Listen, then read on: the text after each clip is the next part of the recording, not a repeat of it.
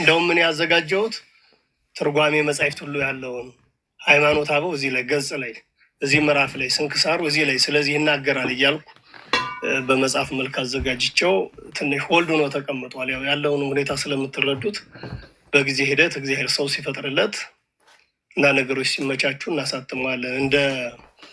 እንደ መዝሙረ ዳዊት እንደ ሰዓታት አድርጌ አዘጋጅቼዋለሁ። በሰዓታት ፎርም መስመር ማለት ነው። መቸገር የለበትም ትውልዱ ያንን ግልጥ አድርጎ እዚያ ላይ ማሳየት እንዲችል እድል የሚሰጥ ነው ብዬ ስለማስብ መጽሐፍ ቅዱሳዊ ማስረጃ በጣም ወሳኝ ነው እና ዛሬ የተወሰነውን እናያለን።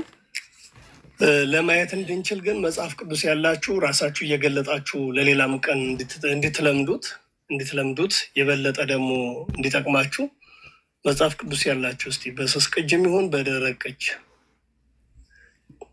ደረቅ ቅጅ የምለው ሃርድ ኮፒ የሚባለውን ነው። ስስ ቅጅ የምለው ሶፍት ኮፒ የሚባለውን ነው። እስቲ በሉ ይህን ታውቁታላችሁ ብዬ አስባለሁ አይደል? እኛ ተውሰን ነው ከእንግሊዘኞቹ ነዳቆን ብሩክ የሰጡን ነው እንጂ ደረቅ ቅጅ የሚባለው ሃርድ ኮፒ ትሉታላችሁ። እኛ ግን ያው ከዚህ ከጽሁፍ ስራ አንጻር ምን አመጣ ነው ደረቅ ቅጅ የሚባለውን እንትን ሶፍት ኮፒ የሚባለውን ስስ ቅጅ አለው። ሶፍት ማለት ስስ ነገር ለስላሳ ማለት አይደል? ከእሱ ጋር አያይዘን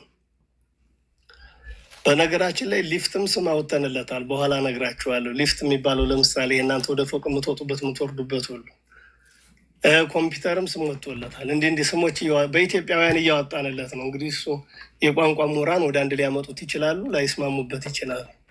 ግን የራሳችንን መዘጋጀት አለብን ብለናል። እንደዚያ ሁሉ በሁለቱም መጽሐፍ ቅዱሳችሁ ልትጠቀሙ ትችላላችሁ ብዬ ስላሰብኩ ነው። እሺ ዛሬ እስቲ እንግዲህ አንድ ሁለት ጉዳዮችን እናንሳና እንቀጥላለን። ጥሩ አካሄድ አይደለም? ይሄ አይሻለንም? ተማሪዎች ወደ 31 ሰው አለ። ሼር ኮፒ ሊንክ ስታደርጉለት 60 ይሆናል። ታች ያሉ ብዙ ሰዎች እንደዚህ ብነድበት ጥሩ ነው። በዚህ መንገድ እንሂድ ካላችሁ ሀሳቡን ተቀባይነት ካገኙ አንዳንድ ቁጥር ጻፉልኝ፣ የልባቸውን ትርታ እንድረዳው።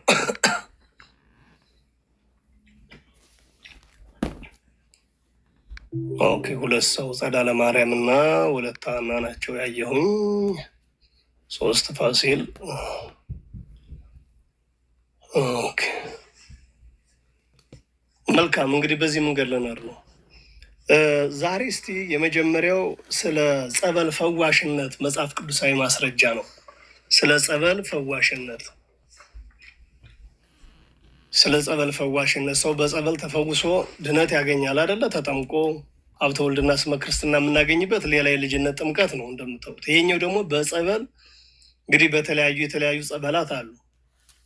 የቅድስት አርሴማ፣ የአቡነ ገብረ መንፈስ ቅዱስ፣ የክርስቶስ ሰምራ፣ የእነዚህ የተለያዩ እንግዲህ እግዚአብሔር የማዳኛ መንገዱን ስላበዛልን እግዚአብሔር ለትውልዱ በጸበል ስለመፈወስ ግን መጽሐፍ ቅዱሳዊ ማስረጃ አላቸው ወይ? አንደኛ ማን ነው ማውጣት የሚችል መጽሐፍ ቅዱስ የያዘ?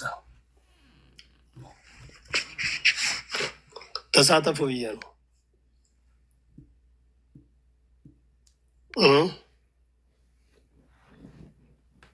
እሺ ዮሐንስ ወንጌል ምዕራፍ 9 ቁጥር 5 ወለተ ሐና አንብቢ። ሌላ ሰው ማን አለ? ዮሐንስ ወንጌል ምዕራፍ 9 ቁጥር 5 ዮሐንስ ወንጌል ምዕራፍ 9 ጸበል ማለት የተቀደሰ ውሃ ማለት ነው አይደል? የተለየ ውሃ ነው። ውሃ ነው የሚሉ ሰዎች አሉ። ውሃ ነው፣ ግን ውሃ ሆኖ ደግሞ የተቀደሰ ውሃ ነው። ስለ ጸበል ስናነሳ አይ ውሃ እኮ ነው፣ ውሃ ነው ግን የተቀደሰ ውሃ ነው። ይህን መረዳት በጣም ያስፈልጋል። እሺ ሁለተኛ ሰው የያዘ ካለ ሌላ መጽሐፍ ቅዱስ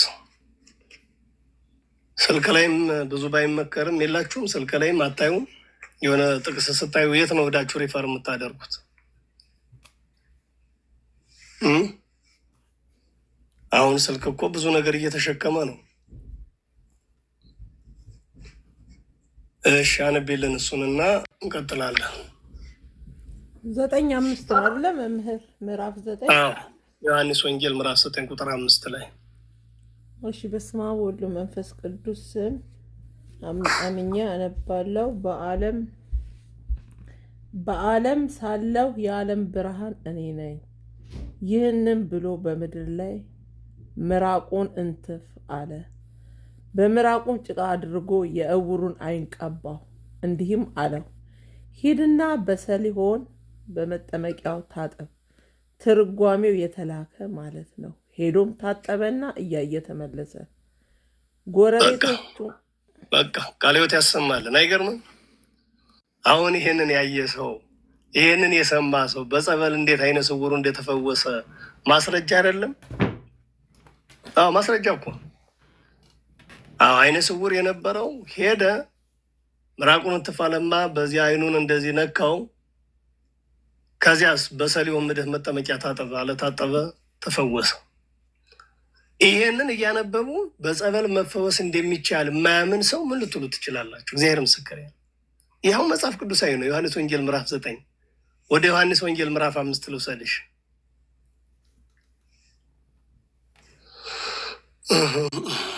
ዮሐንስ ስንት መምህር? 5 እሺ 5 ቁጥር 1 እስከ 4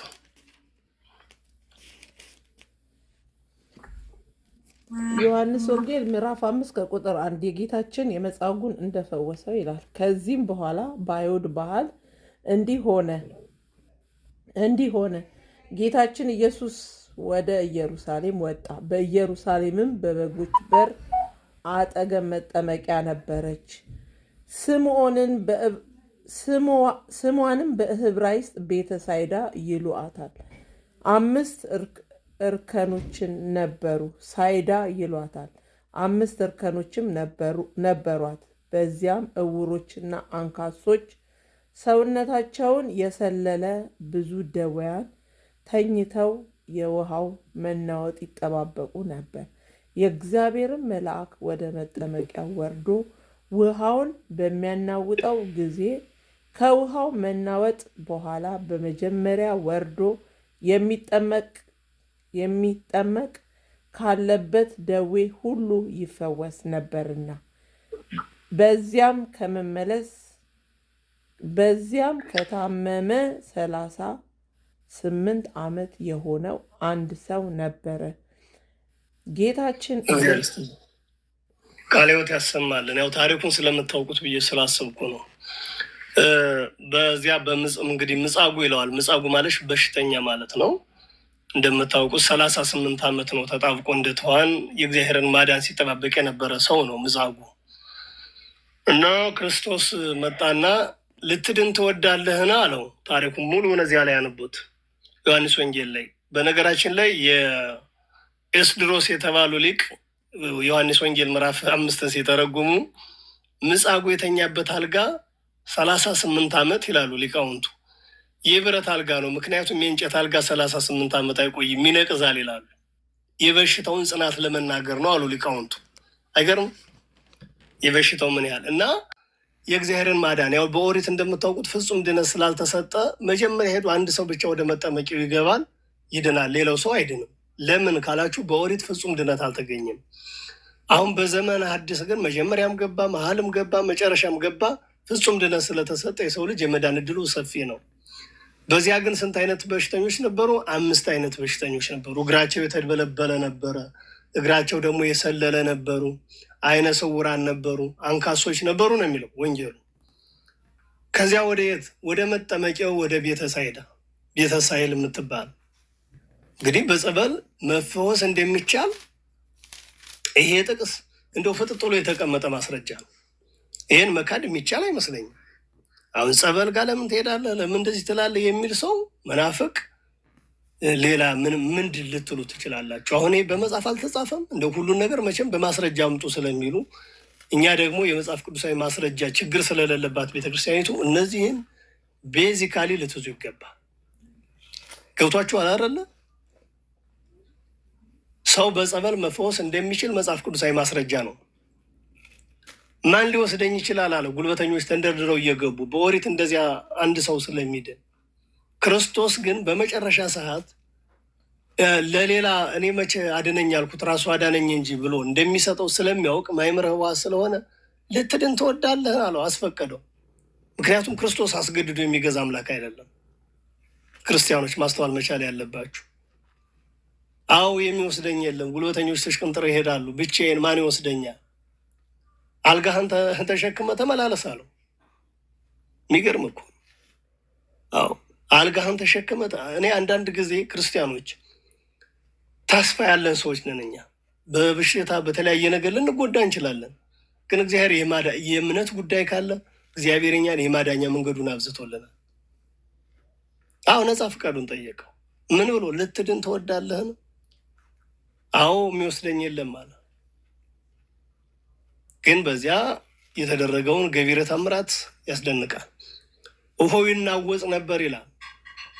የውሃው ድምፅ ይሰማ ነበር እና ሰፊ ሚስጥር ነው ያለው። መጻጉዕ ብላ ቤተክርስቲያኒቱ እንደምታውቁት ከአብይ ጾም ካሉ ሳምንታት መካከል አንዱ ዘወረደ ቅዱስ ምኩራብ መጻጉዕ እያልን ባሉ በልዩ ሁኔታ ይከበራል፣ ይታሰባል ማለት ነው።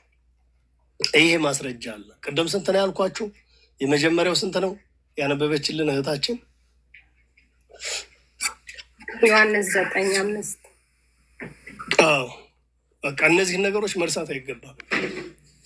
ቤተ ክርስቲያኒቱ የምትፈጽማቸው ነገሮች ሁሉ መጽሐፍ ቅዱሳዊ፣ እንደውም ከመጽሐፍ ቅዱሳዊ እየተወለዱ ሌሎቹ የመጽሐፍ ቅዱስ ልጆች ደግሞ እያብራሩ እየተረጎሙት ይሄዳሉ። ይሄንን መያዝ ይገባል። እንግዲህ ሰሞኑን እንዲህ አይነት ትምህርቶች በማስረጃ እያስደገፍን የምንቀጥል ነው የሚሆነው ማለት ነው። እንቀጥል እስቲ። ማርቆስ 5:25 ያለውን ደግሞ አነቢልን።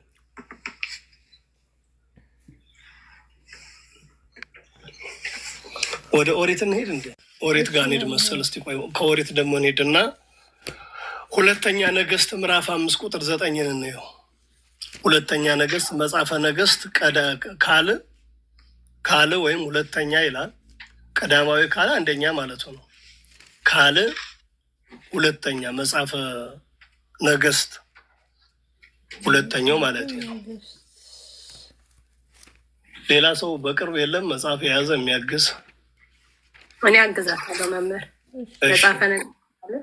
መጽሐፈ ነገስት ሁለተኛው ወይም ካል ምዕራፍ 5 ቁጥር 9 እስከ 14። በስላሴ ስም አነባለሁ። ንዕማንም በፈረሱና በሰረገላው መጣ፣ በኤልሳዕም ቤት ደጃፍ ውጭ ቆመ። ኤልሳዕም ሂድ፣ በዮርዳኖስ 7 ጊዜ ታጠብ፣ ስጋህም ይፈወሳል፣ አንተም ንጹሕ ትሆናለህ ብሎ ወደ እርሱ መልእክተኛ ላከ። ቃለ ሕይወት ያሰማል። አያችሁ? አዎ፣ ይሄ ነው። ይቻላል። ፋሲል መሄድ ትችላለህ፣ ችግር የለም። ዛሬ ብዙም ጆቢራ ብዙ የለም እና ምንድን ነው በዋናነት እዚህ የሚነግረውን ሁለተኛ ነገስት ምዕራፍ 5 ቁጥር 9 እስከ 14 ያለውን ስታነቡ 7 ጊዜ 7 ቁጥር በዕብራውያን ፍጹም ቁጥር ነው። እስመ ሁልቆ ሳብዕ በዕብራውያን ፍጹም ውእቱ የሚል አለ። ፍጹም ቁጥር ነው በዕብራውያን። 7 ጊዜ ብቅ ጥልቅ አለ። ከስጋው ተፈወሰ። ምክንያቱም በኦሪት ፍጹም ድነት ስለሌለ ነው።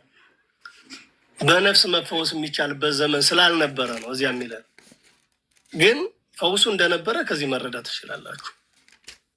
ፈውስ ስጋዊ፣ ፈውስ መንፈሳዊ የሚባል አለ። ይህንን በደንብ መረዳት በጣም ጥሩ ነው። ምክንያቱም አንዳንድ ጊዜ ከኦሪት ስጠቅሱባቸው አይ ይሄ እኮ ኦሪት ነው፣ ይሄ እኮ አዲስ ነው፣ የሆነ ለማምታታት የሚሞክሩ ሰዎች ስላሉ ማለት ነው። ማምታታት አይቻልም። በደንብ መያዝና መረዳት ማወቅ ግን በጣም ያስፈልጋል። ማወቅ ቀጤ በዚያው አጸደ ማርያም ማርቆስ 5:25 ላይ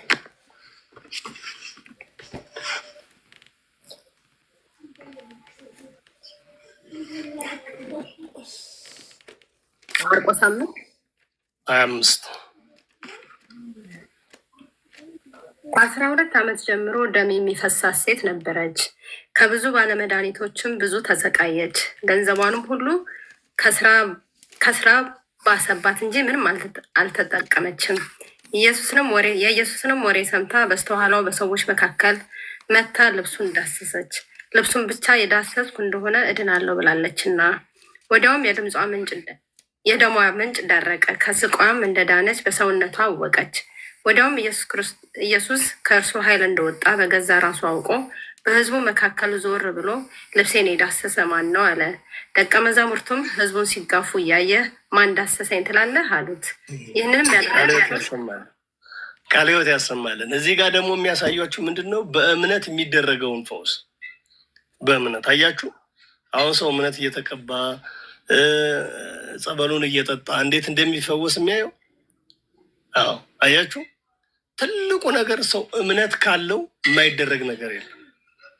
እምነት ካለው ይሄንን በደንብ እንድትዙ እንቀጥል። እንደው ባጭሩ ነው እንዳላበዛባችሁ ብዬ ነው እንጂ ሌሎች ማስረጃዎችም አሉ። ሌላም ቀጥል ካላችሁ ታምረ ኢየሱስ የሚባል መጽሐፍ ምዕራፍ 41 ቁጥር 6 ላይም አለ።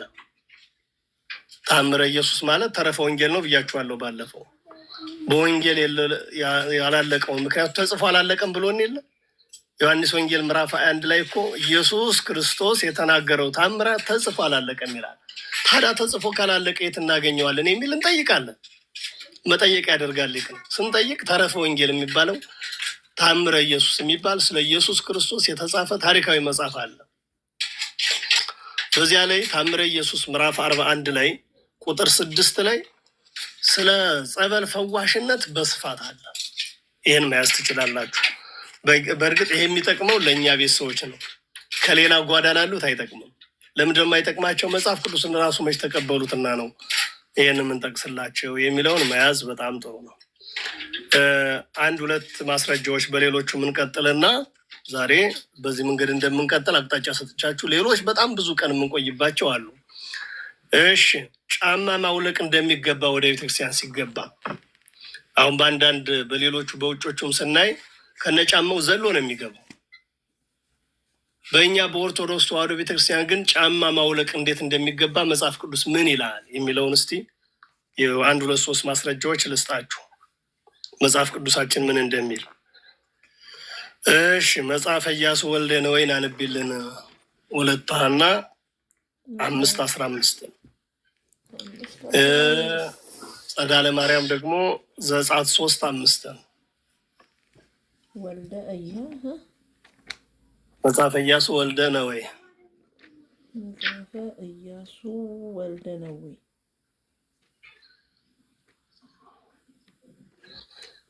እሺ፣ ኦሪት ዘጸአት 3:5 አሁን ሰው ለምንድን ነው የምታወልቁ? ጫማ ዝም ብለህ ዘልለህ ለምን አትገባም ቢልህ፣ አይ ይኸው ባይብሊካል የሆነ ማስረጃ እኮ አለ ብላችሁ መሞገት እንዲችሉ ነው እየሰጧቸው ያለው። ዘጸአት 3:5 እርሱም እነሆኝ አለ፣ ወደዚህ አትቅረብ፣ አንተ የቆምክባት ስፍራ የተቀደሰች መሬት ናትና ጫማህን ከእግርህ አውጣ አለው። በቃ ግሩም ቃለ ሕይወት ያሰማለን። በዚያው ቀጣይ እንግዳስ የሐዋርያት ሥራ ምዕራፍ 7 ቁጥር 33 2 ሐና መጽሐፈ ኢያሱን፣ አንቺ ደግሞ ጸዳለ ማርያም የሐዋርያት ሥራ ምዕራፍ 7 ቁጥር 33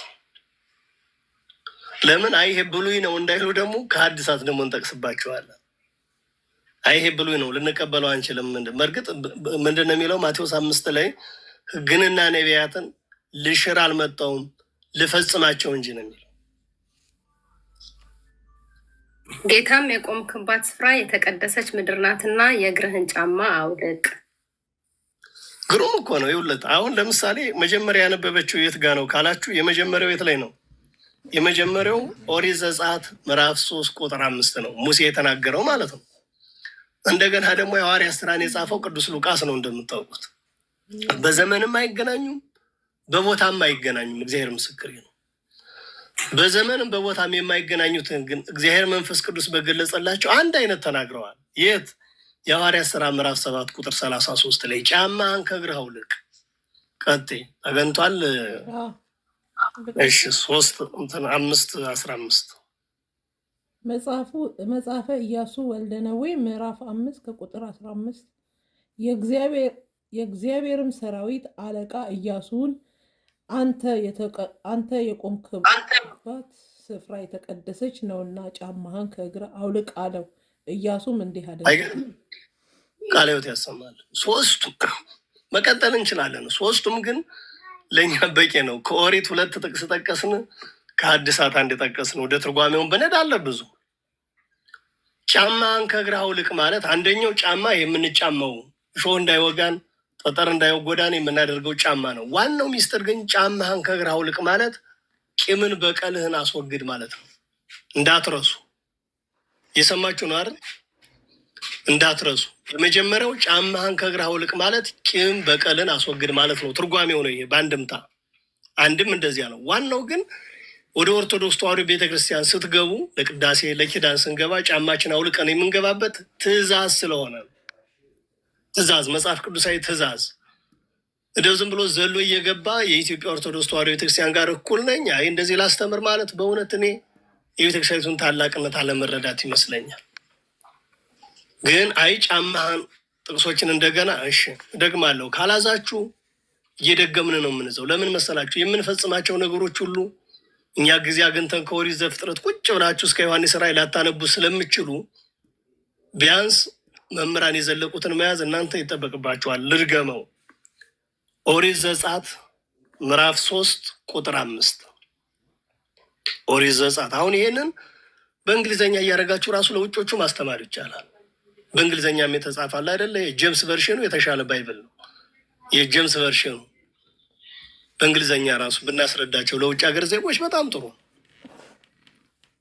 ቀጥል። ከዚያ መጽሐፈ ኢያሱ ወልደ ነዌ ምዕራፍ 5 ቁጥር 15 መጽሐፈ ኢያሱ ወልደ ነዌ ምዕራፍ 5 ቁጥር 15 ከዚያስ የሐዋርያት ሥራ ምዕራፍ 7 ቁጥር 33 አይ ይሄ ብሉይ ነው እንዳላችሁ ይኸው አዲስ ኪዳንም ጠቅሶብሃል ትሉታላችሁ።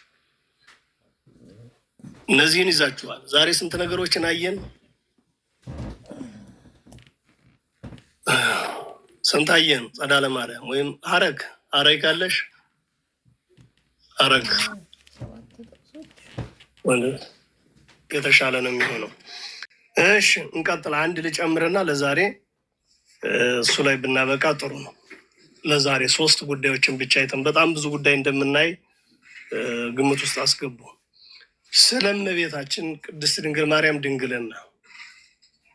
ምክንያቱም እነዚህ ፕሮቴስታንታዊ ታድሶቹ ባለፈው ባየነው መጽሐፍ ላይ የጌታ ወንድሞች ሲል እመቤታችን ላቲ ስብሐት ሌሎች ልጆች እንዳሏት አድርገው የሚናገሩና የሚጽፉ አሉ። ጽፈዋል በመጽሐፋቸው። በእውኑ በማርያም ማመን ይገባሃልን በእንተ ማርያም በሚለው መጽሐፋቸው ላይ ደፍረው ጽፈውታል። እነሱ ደፍረው የጻፉትን ደግሞ እኛ በመጽሐፍ ቅዱስ ማስረጃ ልንሞግታቸው ግድ ይለናል እና መጽሐፍ ምን ይላል ስለ እመቤታችን ድንግልና ብለን ስናስ የመጀመሪያው ኢሳይያስ 7:14 ነው። ይህ ሁሌ ስለምትሰሙት ብዙም መጽሐፍ ቅዱስ ገልጣችሁ ባታነቡትም በቃል ትሉታላችሁ። እነሆ ድንግል ትጸንሳለች፣ ወንድ ልጅም ትወልዳለች፣ ስሙንም አማኑኤል ትለዋለች። አማኑኤል ማለት እግዚአብሔር ምስሌነ፣ እግዚአብሔር ከኛ ጋር ሆነ ማለት ነው። አንደኛው ማስረጃችሁ ይሄ ነው። ስለ እመቤታችን ስለ ቅድስት ድንግል ማርያም ድንግልና ኢሳይያስ 7:14 እንቀጥል። ትንቢተ ሕዝቅኤል ምዕራፍ 44 ከቁጥር 1 ጀምራችሁ እስከ ቁጥር 4 ትንቢተ ሕዝቅኤል ይሄን እንኳን አነቡት። ጸዳለ ማርያም አለሽ አንቢ። ትንቢተ ሕዝቅኤል ምዕራፍ 44 ቁጥር 1 እስከ 4 ጥሩ ነው። ወደ ምስራቅም ወደሚመለከተው በስተ ውጭ ወዳለው ወደ መቅደሱ በር አመጣኝ፣ ተዘግቶም ነበር። እግዚአብሔርም ይህ በር ተዘግቶ ይኖራል እንጂ አይከፈትም፣ ሰውም አይገባበትም። የእስራኤል አምላክ እግዚአብሔር ገብቷል። ግሩም እኮ ነው በጣም። እንዴት አድርጎ እኮ ነብዩ እንዳየው ሕዝቅኤል ነው እንግዲህ ወደ ምስራቅ አለ ወደሚመለከተው በር አወጣኝ። ይሄ በር ተዘግቶ ነበረ፣ አይከፈትም። ተዘግቶ ነበር ማለት ማኅተመ ድንግል አይከፈትም ፈጽሞ።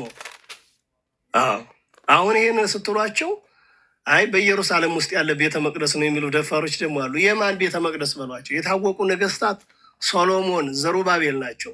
የማን ቤተ መቅደስ? መጽሐፍ ቅዱስ ስናነብ ተዘግቶ የሚኖር የማይከፈት የማን ቤተ መቅደስ አለ? መልስ የለም። የሚሰጠን ካለ አሁንም እናስገባው፣ ግን መልስ የሚሰጠን የለም። አሁን መቅደስ እመቤታችን ናት፣ ምስራቅ እመቤታችን ናት። የፀሐይ መውጫ ክርስቶስ ኢየሱስ ፀሐይ፣ እውነተኛ ፀሐይ ይወጣባት ወደ ምስራቅ ወዳለው በር የሚለው የሚገርም እኮ ነው። በር ማኅተመ ድንግል ነዋል። ተዘግቶ ይኖራል እንጂ አይከፈትም አለ። ማኅተመ ድንግል ነዋል ነው ይላል። ይህንን በነገራችን ላይ በጣም እንደውኛ ስለምንሰለች ብዙ አድካሚም ነገር አንወድም እንጂ ትርጓሜ ሕዝቅኤልን ማየት ትችላላችሁ። የትንቢተ ሕዝቅኤል ትርጓሜው ላይ አንድምታ ማለት ነው አለ። መጽሐፍ ራሱን ችሎ አለ እኮ ራሱን ችሎ ተተርጉሟል እና እሱን ማየት በጣም የተሻለ ነው የሚሆነው። አሁን ኢሳይያስ 7:14 ጠቀስን። ሕዝቅኤል ትንቢተ ሕዝቅኤል ምዕራፍ 44 ከቁጥር 1 እስከ 4። እስኪ ደግሞ ማን ነው ወለታና ማቴዎስ 1:25 አነብልን። ወደ ሐዲሳቱ ደግሞ እንሄድ። እስካሁን የብሉይ ኪዳን ናቸው አይደል? ሁለቱም የጠቀስናቸው። ቀጥሉ።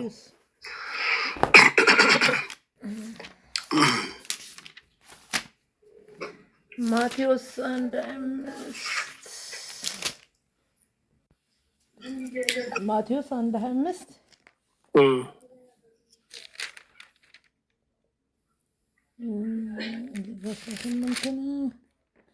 የኔ ተርጓሚው ላይ እንትኗ ቁጥሯ ትናንሽ ስለሆነች የአንቺ መጽሐፍ ቆይ እናመቻቻለን። እሺ ጸዳለ ማርያም ቀጥል። እንዲህም ላንብብ ወይስ እሳት አንብብ? አገኘሽውማ ጥሩ ነው እንዳያደክምሽ ብዬ። እንዲህም ሲል እነሆ ድንግል ትጸንሳለች፣ ልጅም ትወልዳለች፣ ስሙንም አማኑኤል ይሉታል። ትርጓሜው እግዚአብሔር ከኛ ጋር ማለት ነው። ዮሴፍም ከእንቅልፍ ነቅቶ የእግዚአብሔርን መላእክት እንዳዘዘው አደረገ። እጮኛው ማርያምም ወሰዳት፣ የበኵር ልጇንም እስክትወልድ ድረስ አላወቃትም። ስሙንም ኢየሱስ አለ። ይሄ ነው ቃለ ሕይወት ያሰማልን። የምንፈልገውን ነገር ስላገኘን ነው። አሁን እንግዲህ እየተረጎመው መጣ። አማኑኤል ማለት ምን ማለት እንደሆነ፣ አማኑኤል ማለት እግዚአብሔር ምስሌነ ነው አለ። እግዚአብሔር ከኛ ጋር ሆነ ማለት ነው አለ። ከዚያ እየወረደ ይመጣና እጮኛው ይላል። እጮኛ ማለት በነገራችን ላይ እዚህ ላይ ጠባቂ፣ ተንከባካቢ ማለት ነው። ዮሴፍ አረጋዊ በእድሜም የገፋ ስለነበረ ለእመቤታችን ጠባቂ፣ ተንከባካቢ፣ ረዳት ሆኖ ያገለግላት ነበር እና እጮኛ የሚለውን ብዙዎቹ ግራ ይገባቸዋል። ይሄ ለሚስት ከመታጨት ከምን ጋር የሚያገናኙ ሰዎች አሉ። ነጠላ ነገር ብቻ የሚያስቡ እንደዚህ አይደለም። እጮኛ መጻሕፍትን ባለማወቅ ትስታላችሁ በሚለው መጽሐፌ ላይ ሰፋ ያለ ትንታኔ ለመስጠት ሞክሬያለሁ። እጮኛ ማለት ጠባቂ፣ ተንከባካቢ፣ በእድሜ በጣም አረጋዊ ነው። ዮሴፍ አይታችሁት ከሆነ በጣም በእድሜው ገፋ ያለ ነው። ስዕል አድኖውንም ስትመለከቱ ከዚህ አንጻር እጮኛዋ ዮሴፍ እጮኛ፣ ጠባቂ፣ ተንከባካቢ ተብሎ ይጠራል። ወረድልና እስክትወልድ ድረስ ይላል። እስክትወልድ፣ እስከ የሚለው ፍጻሜ የሌለው እስከ ነው ብለው ተርጎመዋል። ፍጻሜ የሌለው ከወለደች በኋላስ ቢባል ያው ድንግል ናት እመቤታችን። ከመውለዷ በፊት፣ ከወለደች በኋላ፣ ቅድመ ወሊድ፣ ቅድመ ጸኒስ እያለ በጣም በልዩ ሁኔታ ትርጓሜ ያስቀምጣል። ስለዚህ ይሄ በሐዲስ ኪዳን የእመቤታችን የቅድስት ድንግል ማርያም ድንግልና የሚያረጋግጥልን። እስክትወልድ ድረስ አላወቃትም። የበኩር ልጇን፣ በኩር ማለት የመጀመሪያ ነው አይደል? ከዚያ በኋላ ሌላ አለ ማለት አይደለም። ሌላ እንደሌለ ለማስረጃችሁ ምንድን ነው ካሉ እስከ የሚለው ፍጻሜ የሌለው እስከ ተብሎ ይተረጎማል። ይህም በደንብ መያዝ ይገባል። በብሉያትም በሐዲሳትም ነቢያትም እንደውም ስለ እሷ ድንግልና ቅድስና ሰሎሞን መኃልየ ዘሰሎሞን ላይ ምዕራፍ 4 ቁጥር 12 ስታዩት ምንድን ነው የሚል? መኃልየ ዘሰሎሞንን እስቲ ያነቢው ጸዳለ ማርያም። መኃልየ ዘሰሎሞን ምዕራፍ 4 ቁጥር 12 ላይ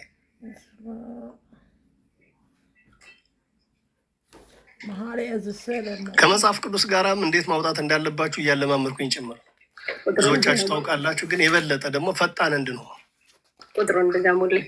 12 ቁጥር ምዕራፍ ስንት? 4:12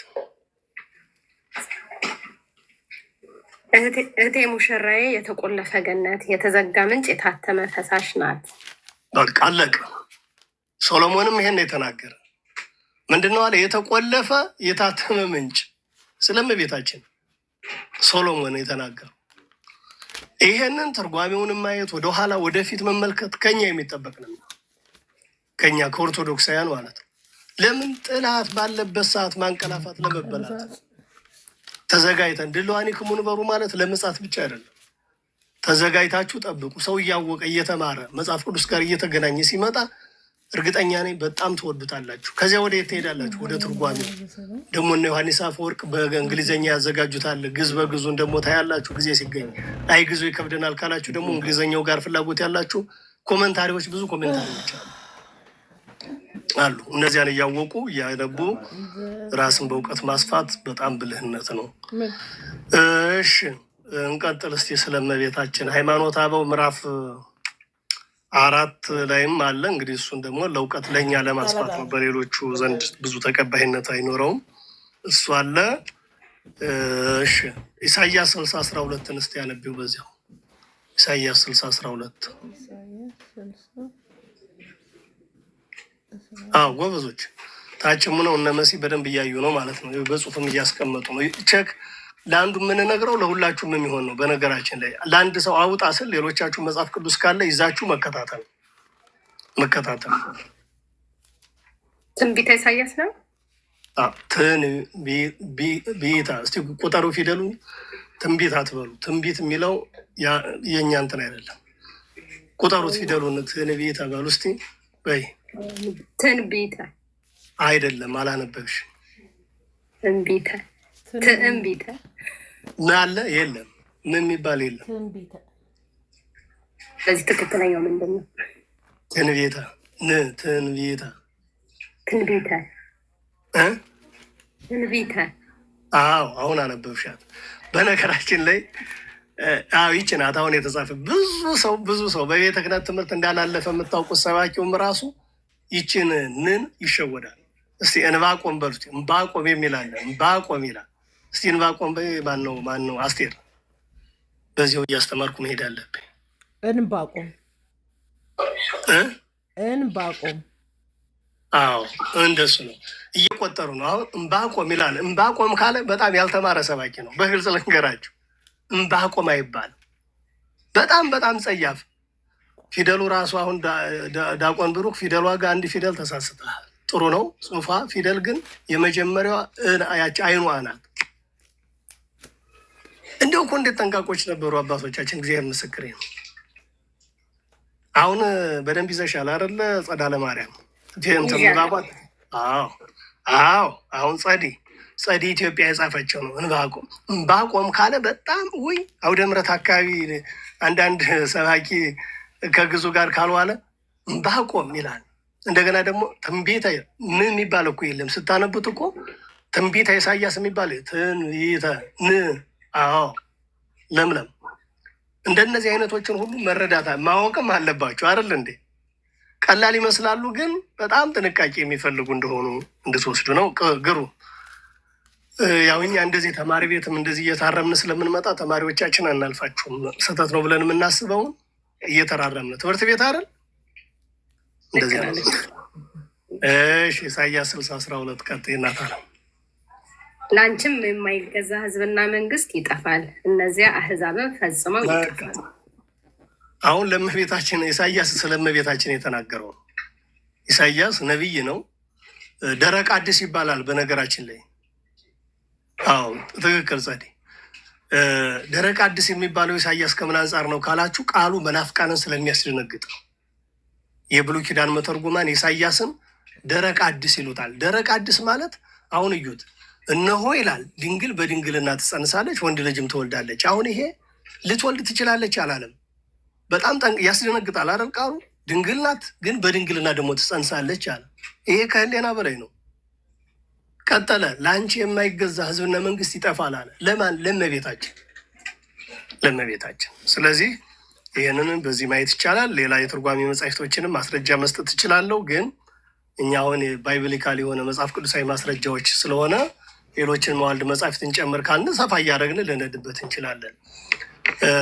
ዛሬ እነዚህ ሶስቱን ወይም የዛሬ የተነጋገርንባቸው እንዳይጠፉን ብንዝ ቀጣይ በዚህ መንገድ ልንሄድ እያሰብኩ ነው። አሁን ቀጣይ ስለምን እንሄዳለን ካላችሁ ስለ ታቦት ህንፃ ቤተክርስቲያንን በተመለከተ፣ ስለ ዝክር፣ የቅዱሳን አማላጅነት በአጸደ ነፍስ በአጸደ ስጋ ከሞቱ በኋላ በህይወት እያሉ እንደሚያማልዱ፣ ስለ መስቀል፣ ስለ ጥምቀት፣ ስለ ጾም እንደዚህ እያልን በክፍል ማስረጃ ስለ ቅዱስ ቁርባን ባይብሊካል በሆነ ማለት ነው፣ ስለ ስዕላት፣ ለታቦት ስግደት እንደሚገባው፣ ታቦትን መሸከም የሚችሉት ካህናት ብቻ እንደሆኑ ማስረጃችሁን አምጡ ሲሉን የምንሞግትበት፣ ሴቶች በማህበር መናገር የለባቸውም ዝም ይበሉ በሚል በዚህ መንገድ ልንቀጥል ነው። እና እንዴት ነው ከበዳችሁ ቀለላችሁ?